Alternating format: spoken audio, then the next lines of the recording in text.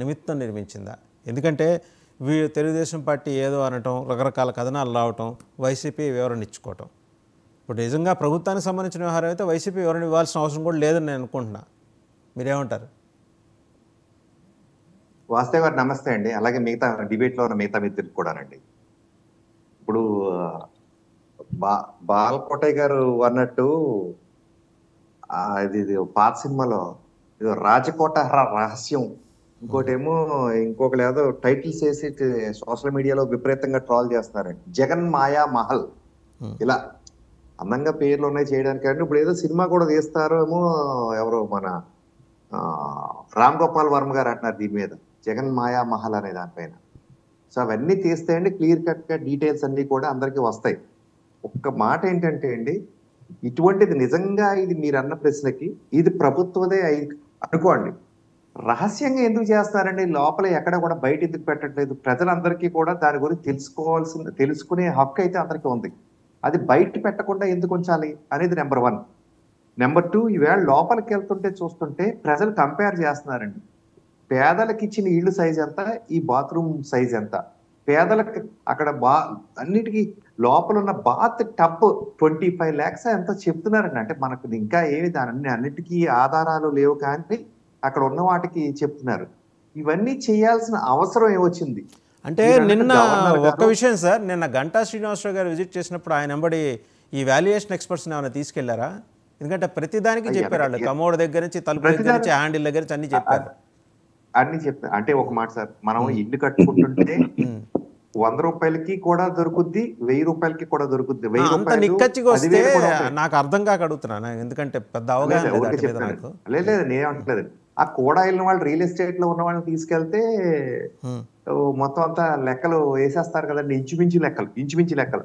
అందుకే అన్నానండి ఫస్ట్ గా, నేను అన్నిటికీ డిస్క్లైమర్ ఏంటంటే, దేనికి ఇంకా ఆధారాలు లేవు, అన్నిటికీ కూడా లెక్కలేసి చివరికి చెప్తే ఆధారాలతో సహా కూడా మాట్లాడచ్చు. కానీ ఏమండి, ఇది పలానా పర్పస్ కోసం కడుతున్నాము, ఇది గవర్నమెంట్ దాంతో కడుతున్నాం కాబట్టి బయట పెట్టచ్చు. ఈవేళ మామూలుగా ఒక అపార్ట్మెంట్ కడితేనే అపార్ట్మెంట్ ప్లాన్ కింద డిస్ప్లే చేయాల్సిన అవసరం ఉంది వాస్తవ్ గారు.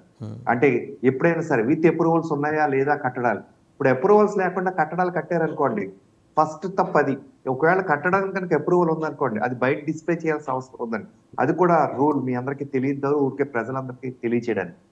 సరే, ఈ వాల్యుయేషన్స్ కోసం ఉన్నాయా లేదా అని చూస్తే 2019లోనే ఈయన సీఎం అయిన వెంటనే ఆయన ఇంటి కోసం ఏది CCTVల కోసం, చుట్టూ ఫెన్సింగ్ కోసం, ఏంటి ఏదో జనరేటర్ కోసం. సరే, ఇంత రాజ్మహల్స్ కట్టుకునే సీఎం గారికి వాళ్ళ సొంత ఇంట్లో అప్పుడు దాకా జనరేటర్ లేదా? ఒకవేళ జనరేటర్ లేకపోతే ప్రభుత్వ ఖర్చులతో ఆయన పెట్టుకునే అంత చిన్నాడా సార్ ఆయన? అంటే ఇవన్నీ మన మీద వేయడం ఏంటి? అది కూడా ఇప్పుడు చివరకు మళ్ళీ ఇప్పుడు అన్ని బయటికి తోస్తారా లేదా? అంటే సీఎం గారి ఇంట్లో క్యాంప్ ఆఫీస్ గా టర్న్ చేసే వాటికి ఇంత ఖర్చు పెట్టారండి, ఇది 3.5 కోట్లు. ఇవన్నీ అయితే బయట విత్ జిఓస్ అబ్స్ట్రాక్ట్ తో మనం మాట్లాడేది, వీటికి ఆధారాలు అయితే ఉన్నాయి వాస్తవ్ గారు ఈ మాటలన్నిటికి కూడా. అంటే ఇవన్నీ చూస్తుంటే అంటే బేసిక్ గా ఏంటంటే అండి, ప్రజలను ఊరికే బటన్ నొక్కేశాను, ఏదో కొంత అలాగా ఎంగిలి మితికిలు ఇసిరేసి ఈయన మాత్రం విలాసవంతమైన జీవితంలో గడపదలుచుకుంటాడని మరొకసారి తేటతెల్లమైందండి ఇవన్నీ చూస్తుంటే. ఎందుకంటే ఈ ప్రజల మధ్య రావాలని అనుకోవట్లేదు. ఇది ఇందాక బాలకోట గారు, గవర్నర్ గారు, PM గారు వస్తే, ఏమంటే PM గారు వచ్చినా కూడా ప్రజల మధ్యనే ఉంటున్నాడు, కానీ ఎక్కడ లోపలికి వెళ్ళి దాక్కుని అయితే చేయట్లేదు. కాబట్టి ఇటువంటి అవసరం లేదేమో అండి. మరి వారేమి వచ్చిన కాసేపటికి ఇటువంటి ఏమి ఎక్స్పెక్ట్ చేయరు. అంటే వైసీపీ వాళ్ళు చెప్తారు కదండి, PM గారి కోసం, గవర్నర్ కోసం ఇటువంటివి పెడుతున్నారని. నాకు తెలుసు వారైతే ఎక్స్పెక్ట్ చేయరండి. మనకు వచ్చిన గవర్నర్ గారు కూడా చాలా సాదా సీదాగా ఉంటున్నారండి. ఎక్కడ పడితే అక్కడ, అంటే వారు కలవాలంటే అపాయింట్మెంట్లు కూడా చాలా ఈజీగా ఇస్తున్నారంట వాస్తవ్ గారు. అంటే గవర్నర్ గారు కాబట్టి అపాయింట్మెంట్ తీసుకోవాల్సిన అవసరం ఉంది, కానీ ఏ ఇష్యూ మీద నడితే అంత సాదా సీదా వ్యక్తి అండి. అంటే అందరూ కూడా ఇప్పుడు పూర్వం రోజుల్లో కాదండి, అందరూ కూడా చేతిలో ఇన్ఫర్మేషన్ కలవాలంటే ఎవరినైనా సరే చాలా ఈజీలీ యాక్సెసిబుల్ ఉండే వాళ్ళనే అంటే పాలకులుగా ఉండడానికి ఇష్టపడుతున్నారండి ఏదైనా సరే.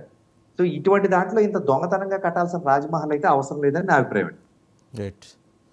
అటు పాదయాత్ర వెంకటేశ్వర రెడ్డి గారు చెప్పండి సార్.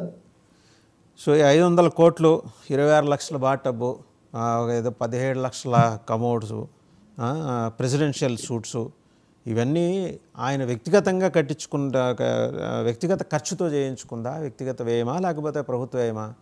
ఎందుకంటే ఇంత రాజప్రసాదంలాగా కట్టినప్పుడు సహజంగా వస్తాయి, నిందలు వస్తాయి. మీరేమో సమాచార కమిషన్ని బ్రహ్మాండంగా విచ్చలవిడిగా పటిష్టం చేశారు. ఒక చీఫ్ కమిషనరు అండ్ ఎక్కడా కూడా కాంప్రమైజ్ కాలేదు.